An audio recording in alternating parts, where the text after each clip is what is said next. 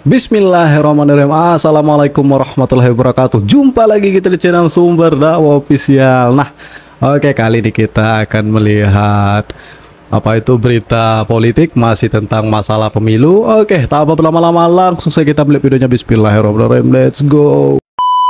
Ya, sementara itu Wapres terpilih Gibran Rakabuming Raka membantah isu mulai retaknya hubungan Prabowo dengan Presiden Jokowi. Ya, jangan mendebar hoax.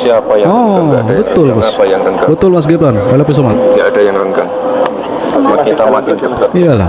Tolong jangan memberitakan yang betul.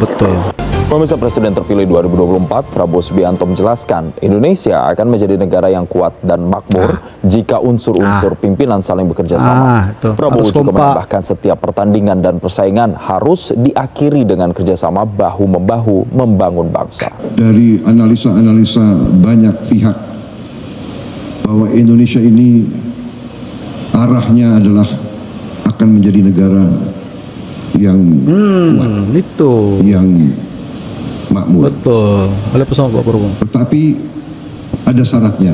Syaratnya adalah bisakah elit kita, ya elit berarti unsur-unsur pimpinan, bisa tidak elit kita bekerja sama? Bisa sebenarnya Pak. Dengan demikian saya berkeyakinan bahwa faktor kerjasama di antara pimpinan itu adalah sangat penting. Pemirsa, Tim Pemenangan Nasional atau TPN Ganjar Mahfud sepakat akan mengajukan gugatan ke Mahkamah Konstitusi terkait hasil pemilu 2024 yang dinilai mengandung kecurangan dari hulu ke hilir. Banyak yang mengatakan bahwa hulu hilir mau menerima kekalahan. Ini bukan persoalan kekalahan. Karena itulah atas berbagai pertimbangan-pertimbangan tentang pentingnya menjaga konstitusi, menjaga nilai-nilai demokrasi, menjaga harapan tentang hadirnya pemilu yang demokratis, maka kita bawa santai, bawa merokok, bawa ngopi. KPU tadi malam, sikap dari partai politik pengusung Pak Ganjar Mahfud menegaskan bahwa proses pemilu belum selesai. Karena Ganjar Mahfud akan menggunakan hak konstitusionalnya untuk melakukan gugatan melalui Mahkamah Konstitusi. Saudara-saudara sekalian, terima kasih sudah lama menunggu. Tapi alhamdulillah, 03 guys. Pendaftaran permohonan PHPU Paslon 03 Pak Ganjar dan Pak Mahfud sudah selesai. Saudara-saudara sekalian, saya hanya ingin menyampaikan terima kasih kepada teman-teman di Mahkamah Konstitusi yang sudah menerima pendaftaran yang kami lakukan pada hari ini. Memang masih ada bukti-bukti yang belum kami ajukan, tapi malam ini insya Allah kita akan lengkapi bukti-bukti yang belum sempat kita kami pantau terus Pak. Kita bundel pada hari ini. Jadi insya Allah malam ini itu akan dilengkapi dan kita akan siap untuk bersidang pada jadwal yang ditentukan oleh MK. Nah, saudara-saudara, permohonan kami cukup tebal, itu 151 halaman.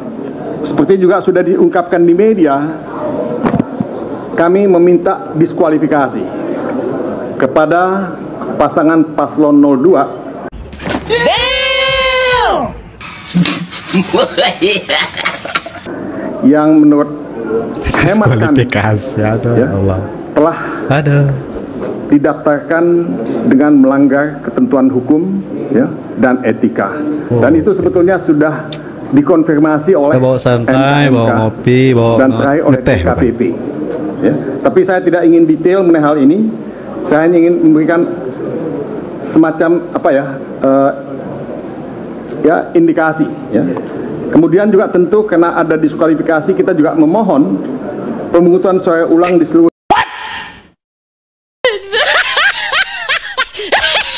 TPS di Indonesia. Didiskualifikasi, jadi bukan ulang. Di satu tempat atau dua tempat, tapi di seluruh Indonesia. Mohon maaf, itu hanya mimpi. Dan tentu kami juga meminta kepada MK untuk membatalkan keputusan KPU yang kita sama-sama dengarkan beberapa hari yang lalu. Pengalaman kita sudah berkali-kali menjadikan MK itu bukan lagi mahkamah kalkulator. Saya kira putusan tahun 2008 yang pertama itu adalah satu contoh bahwa MK itu bukan mahkamah kalkulator, dan seterusnya dipakai sampai sekarang. Sampai istilah TSM itu sendiri masuk di dalam hukum kita. Sebelum itu tidak ada. Artinya MK itu bukan sekedar mahkamah kalkulator. Tinggal nanti kreativitas hakimnya. Ini lebih ke penebak. Saudara, soal gugatan itu sebenarnya begini. Ke opini yang menyesatkan. Kita ini melakukan reformasi karena ingin membangun negara ini sebagai negara demokrasi dan negara hukum. Demokrasi dan nomokrasi. Perjalanan pertama sampai belasan tahun itu bagus. Demokrasi dan hukum kita lumayan lah bagus, paling tidak dari sudut institusionalisasi. Tetapi pemilu yang sekarang ini dinilai oleh banyak pakar, pelaku politik yang sudah senior sekali sebagai pemilu yang paling brutal. Karena emang apa sih nggak boleh? Memang tidak ada pemilu sebelumnya yang seperti ini, di mana aparat turun, lalu pejabat tertinggi juga turun, meskipun bilang tidak kampanye, isinya pasti dirasakan kampanye, sehingga ini dianggap, apalagi ada ancaman-ancaman ya politik. Tidak ada Pak, ancaman itu tidak ada. Tumpang babi, politik kerah putih dan sebagainya dipakai semua, sehingga ini dianggap pemilu paling brutal. Perlu menunggu waktu lama, pasangan Anies Muhaimin langsung mengajukan gugatan Pilpres ke Mahkamah Konstitusi. Anies bilang gugatan diajukan karena ada masalah dari hasil sehingga harus dikoreksi. Bahwa apa yang kita alami, kita saksikan dan disaksikan oleh begitu banyak.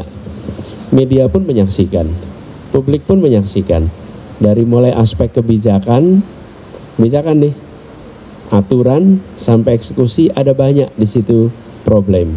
Nah, kita ingin agar itu semua dikoreksi supaya kejadian seperti ini tidak berulang lagi. Sebagian besar ya kalau yang saya pahami mungkin ada 70% sudah move on gitu loh. Yang lainnya ya nggak bisa nggak bersikap menolak juga gitu loh soal persatuan ini gitu loh. Tapi yang udah ngomong udahlah pemilu mau apa lagi sih, angket-angket, bahasanya begitu tuh. Udah capek kita udah. Biarkan Pak, seru kan Pak. Kita semua lelah pemilu kemarin. Partai Perindo jelas dan tegas bahwa kami tidak menandatangani seluruh hasil rekap yang ada di KPU terkait dengan Pileg maupun Pilpres. Informasi-informasi, dugaan-dugaan pelanggaran yang ada tentu kita akan uji semuanya di MK. Nah, beberapa hal yang kemudian bisa kita gambarkan secara umum, misalnya ada dugaan-dugaan penggelembungan suara, ada dugaan-dugaan terkait dengan penghilangan suara, termasuk juga misalnya soal rekomendasi pemungutan suara ulang. Wes, ini Pak Prabowo udah telepon Your Excellency, it's a great honor for me, Mr. President, great honor to be speaking to you, sir. A great honor.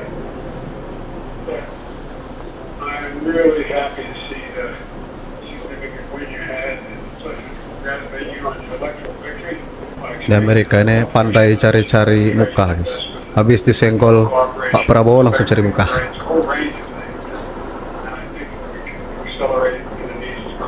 Mohon maaf, saya tidak respect dengan Amerika karena mereka penjajah Palestina. Yes, sir. Dah, pokoknya itu tadi pandai lah pokoknya kira-kira Amerika mencari-cari muka dengan Pak Prabowo kan, habis disenggol-senggol pas pidato Pak Prabowo. aduh biasalah politik kayak. Dan apa itu yang saya kaget itu pas PBB kemarin, pas PBB mempertanyakan dinasti Jokowi gitu. Itu biasalah, maklum lah.